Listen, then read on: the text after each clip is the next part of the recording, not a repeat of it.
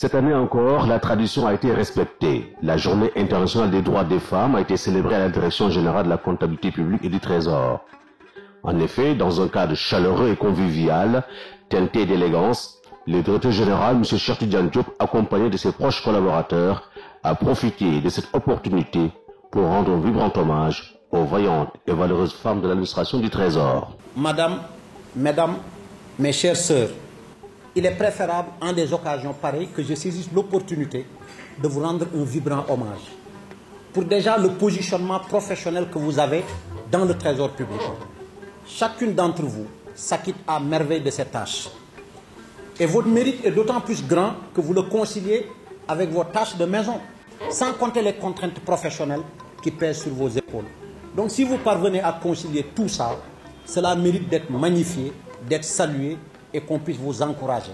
Par ailleurs, le directeur général a invité les agents, en particulier les femmes, les personnels de sécurité, les services de déploiement, à continuer à travailler dans l'unité sans discrimination, car appartenant tous à la même famille, qui est celle du Trésor public, pour qu'ensemble, les défis soient relevés. Déjeunez tous ensemble, portez les mêmes tenues tous ensemble, tirez dans le même sens, soyez ensemble, qu'on ne sache pas qui est inspecteur, qui est secrétaire, qui est ASP, qui est... Parce que je considère que c'est la même famille du Trésor.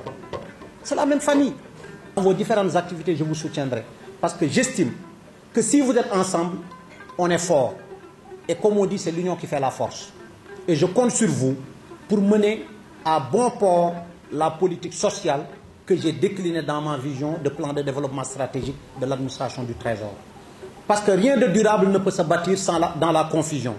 Rien de durable ne peut se bâtir dans la diversité ou dans l'adversité. Donc j'en appelle à tous pour qu'on soit unis autour du même idéal, qui est un idéal de paix, un idéal de cohésion, un idéal de fraternité et de solidarité mutuelle. Voilà le message, mesdames, peut-être très court, mais très profond en moi, parce que c'est un message qui vient du cœur, que je voulais vous porter à l'occasion de ce jour symbolique pour honorer la femme du monde, la femme sénégalaise, mais en particulier la femme sénégalaise de l'administration du Trésor, et vous dire que je suis très fier. En outre, M. Cheikh Tidiane Diop a rendu un hommage particulier à Mme Sokhna Mbaye Diop, directeur de l'administration et du personnel du Trésor, pour les efforts consentis, surtout ceux en faveur des personnels féminins.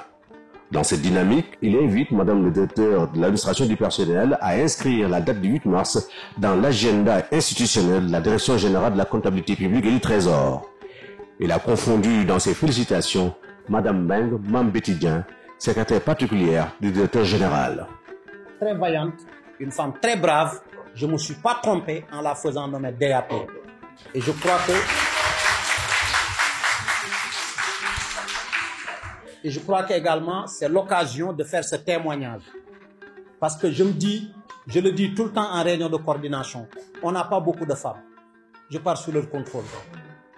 Je le dis, les postes à créer là, les hommes risquent de se fâcher parce qu'on mettra encore des femmes. Parce que ma conviction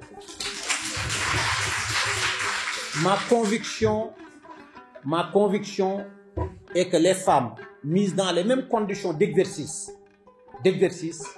ay nitu jom lañu moom mi ngi may jàppale bu baax a baax.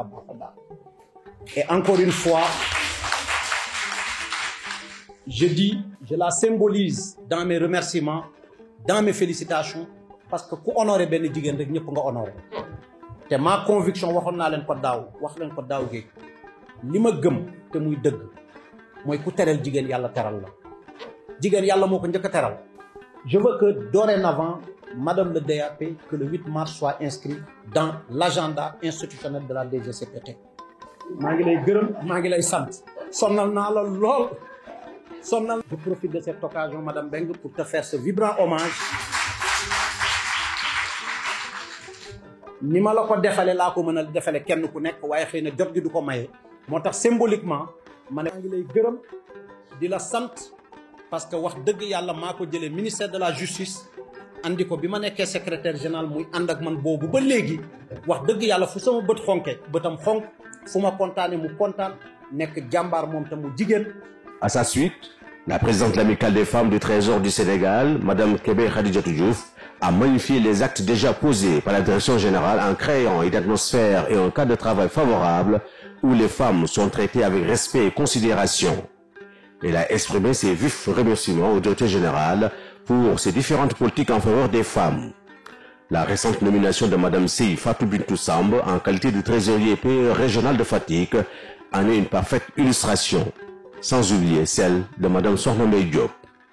nekkoon nga fi coordonnateur nekkoon nga secrétaire général au niveau du ministère nga dellu si waat fekk ñu fii boobaak léegi sa engagement auprès des femmes nekkul loo xam ne si dañ koy laam-laamee waxati na les femmes de la direction générale de la comptabilité publique et du trésor ñun defe naa ni fi ñu teguñu fa kenn ni ñuy accompagner xam nañ ni accompagner yaa ngi accompagner ñëpp mais ñun gis nañu cër bi li ci mujj mooy suñu dîner de gala bi ñu doon organiser yàggul war nañ la ci rencontrer pour rendre le compte. On a fait une réunion d'évaluation ñu am ci d'excellents résultats grâce à votre accompagnement. Si c'est à refaire, on n'hésiterait pas. On viendra vous rendre compte de la situation financière de cette activité et je peux vous dire déjà que c'est très porteur et on peut faire des choses ensemble. Revenant au 8 mars, je ne vais pas aller loin sans rendre hommage aux dames. mooy xool di leen rendre hommage parce que comme ni ko DG waxee c'est le jour des femmes. Le 8 mars, consacré par les Nations Unies, est le jour de l'évaluation en général des droits des femmes.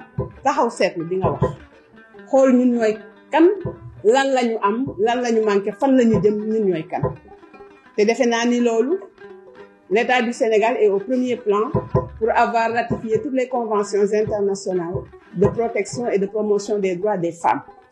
Dans sa constitution, dans les institutions et dans tous les organes, dans le PSE, le genre est pris en compte. La Direction générale de la comptabilité publique et du Trésor, le ministère n'est pas en reste. Parce que gis nañu la place qui est réservée aux femmes. ñun ñoo ngi kontaan ci li nga promouvoir du promouvoir parce que seen compétence la yàlla wan la jël ne ku mel ne Sokhna Mbaye Diop teg sa wet jël ne ku mel ne Fatou Bintou Samb def ko TPR jël madame Fall def ko Sall def ko receveur général. Je pense que le Trésor compte des dames, de vaillantes dames.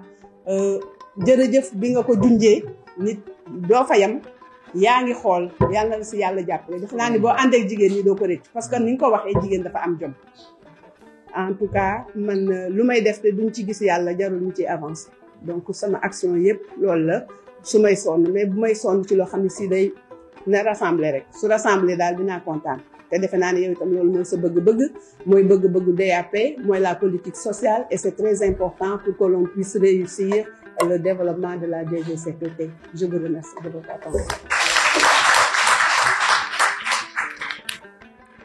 Pour clôturer, le directeur général a renouvelé encore une fois ses hommages aux braves femmes du Trésor. Un déjeuner a mis fin à cette célébration de la Journée internationale des droits des femmes. Dafa am lu ñuy cataloguer jigéen mooy folklore, festivité, animation, ainsi de suite. Non bis yu mel nii bisu jàngat la war nga mën a dem jëli Mame Diarra Bousso war nga mën a dem jëli Aline Sitoé Diatta war nga mën a dem jëli les vaillantes femmes de Nder nga jël teg war nañu mën a jël suñuy waajur yu jigéen teg parce que jàngat mooy tax nit di avancer. nga ne bis bii lan la boo xoolee fa mu jógee ay jigéen la yu ñu doon mettital Amérique ñuy marche ainsi de suite mais jàngat bi mooy l'émancipation de la femme les droits des femmes.